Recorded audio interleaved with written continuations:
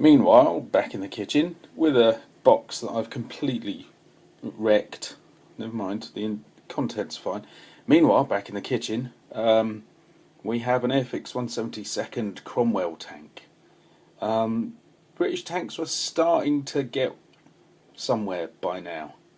This is a not too bad tank, particularly if it had been made in 1940. As it is, I think it's about 43, 44. There we go. Could double check that. And simple stuff. It's green and it has some markings, and that's about it. That's what you expect with a tank, isn't it? I do find the green gets a bit boring, but anyway, keeps it nice and simple.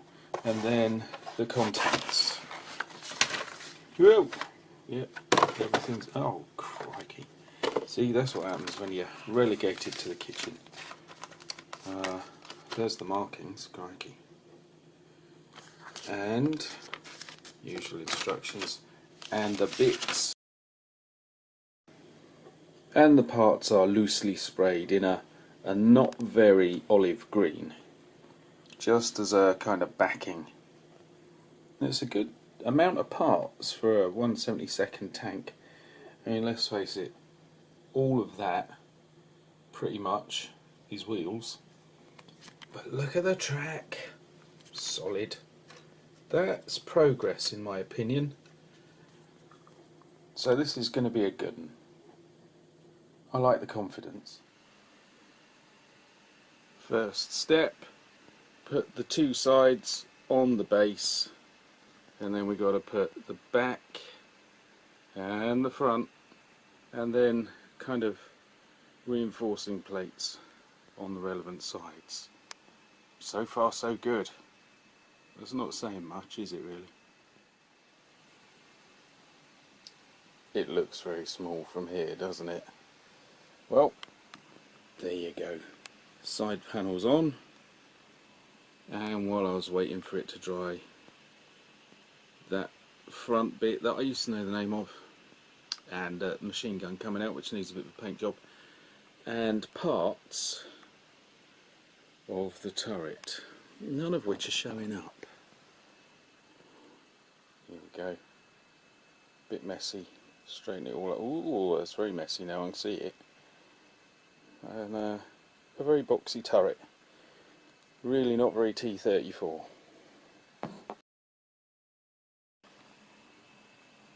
So the turret is coming along, and the gun's going fairly well too. It's really hard to see, isn't it? God, this is difficult, this. Well, I'm putting the... quite, you just can't see, can you? It's dark as can be. I'm putting the wheels on, and that fell off. This is really... this is quite difficult. This is about... what's the time? About 20 to 11 now at night. This is the spare bedroom, by the way. And while I'm doing it, while I'm doing this, I happen to be watching the box set of I Didn't Know You Cared, and it all just feels so terribly real.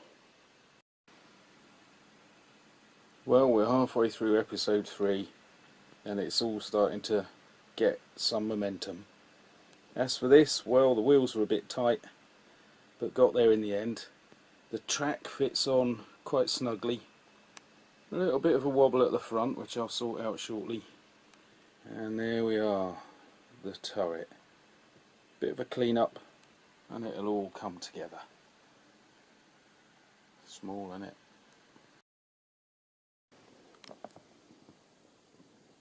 So here's the tank, pretty much at its most basic,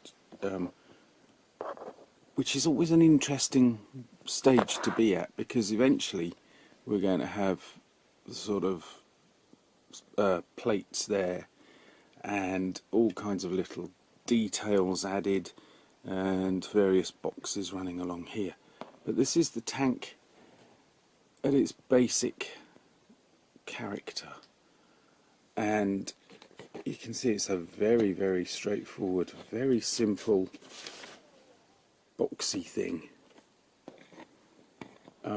And I've always found that really quite interesting about this one. Yet, again, they still haven't learned any lessons from other tanks, particularly the T-34, but here you are with a tank, the fundamental thing. Wheels, body, and a block of a turret. So, on with all the other bits and pieces. Still in episode 4 of I Didn't Know You Cared. Masterpiece, really. One little thing, and it is a very little thing. The hatch on the top of the turret. There we have a hole. You have two types. One is open, one is closed, naturally. And ordinarily I'd go for the open one and put some little character in. It's very nicely done. It has a, I suppose what in effect is a seat attached. So there's a good bit of detail. But for this I want to do it as the most basic form. So that dark dot is going in that dark hole.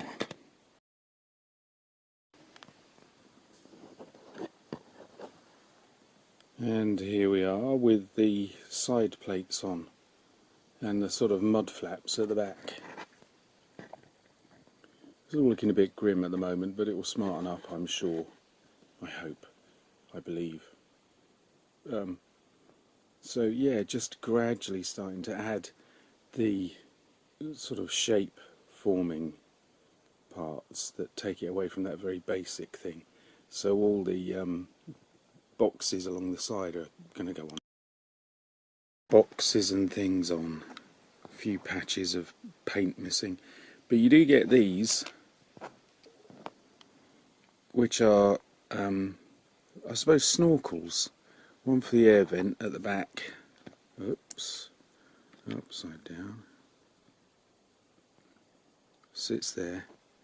And one for one of the hatches. And I've got that the wrong way around too. I'm not going to have them because they would be pretty much for fording deep water and or the sea.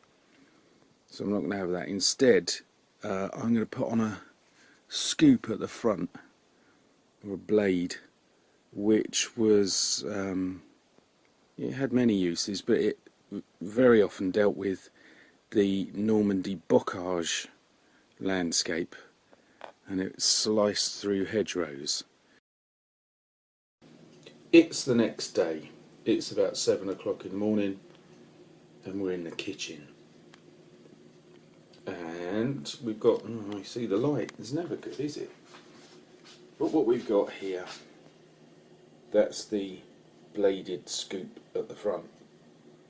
Next topic, how small are those bits? Come on. And they're in this massive sprue, which makes it blooming hard to get any kind of tool in there, and I've got a good few tools by now, and yeah, it's all grinding to a halt sadly, so I'm going to have to be extra careful, aren't I? So that's basically it. All the relevant parts are on, apart from the blade shovel thing at the front. Another little layer of very flat green just to get everything even, and I'll put a more olivey green on later. So there's a few patches I haven't quite got, and then a bit of weathering, I think muddy wheels and a bit of dust a bit higher up. Well, not exactly dust, but you know, lighter muck. Yeah, it looks like a rather tough tank, doesn't it? I know they're not brilliant, but British tank design's getting there at last. And yeah, I'd feel confident around one of those.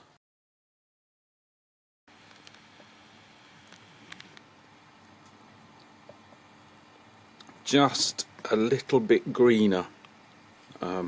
I got maybe I'll show it in a minute. I got a Tamiya spray, and I've struggled with them sometimes, particularly a little Airfix jet, which should be in bright yellow, and we're not seeing that one at the moment because I'm struggling to rescue it from the horrible spray. But this has come out okay. A little bit glossy, which is alright. That's okay too. So a stronger green, but I haven't done it. I just did it by spraying directly from above. So basically spraying that and letting it go where it will. So there are slightly duller bits too, which gives it a slightly two-tone quality, but that's okay. Next, what I'm going to do is to do the same but in reverse. Turn it upside down and blast it with a pale brown to give it the basics of the weathering. Then we can start picking out all the detail. We are now in the deeply unexotic back porch, which, well, let's say it's acquired problems recently. Ooh. Anyway, here we are. Now we've got the scoop on with a basic kind of gunmetal colour. That's from a weird spray paint. What's it called? I think it's Games Workshop. I'll get that one out one day. And meanwhile, it's a shame the labels come off. Anyway, there's the Tamiya spray, the good one. That's what we've now got as our main colour, and a little bit of proto weathering going on. Oops. So there we are, a bit grubby. And I'll add a little bit more on. Obviously the back's very grubby. So, doing okay. It's a good model. I've got all the markings on now, but there's this problem. This star in a ring sits over a whacking great thing, bump, on the top of the tank. So you got a flat thing. Oh, somebody's in trouble. You got a flat thing trying to go over a 3D thing, so that ain't working. I think that'll have to come off. What do you do with such things? Oh, now it's stuck and it's going to peel.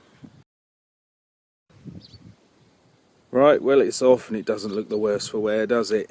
Oh well, we'll do without that one. So anyway, here it is. And a nice little tank. It's turned out... Oh, this isn't going well, is it? Leave it alone. A nice little tank it's turned out to be, and a good model. So that's a very nice little tank done. I'm working on getting a film together of an aircraft. Hopefully that will be the next one. Trouble is, I'm having to kind of find and restore some of the footage from that rotten time when everything got swallowed up by the computer. So it will be a bit of a step back into the past. It might be a bit patchy. Hopefully it'll be fun. Anyway, thank you for watching. Thank you for the thumbs up and the comments, and thank you for subscribing. How wonderful is that? And it's started to become apparent. I know it's YouTube and all that, but there's people from all around the world watching these. That just makes my day. How wonderful is that? So, see you all again soon. Bye bye.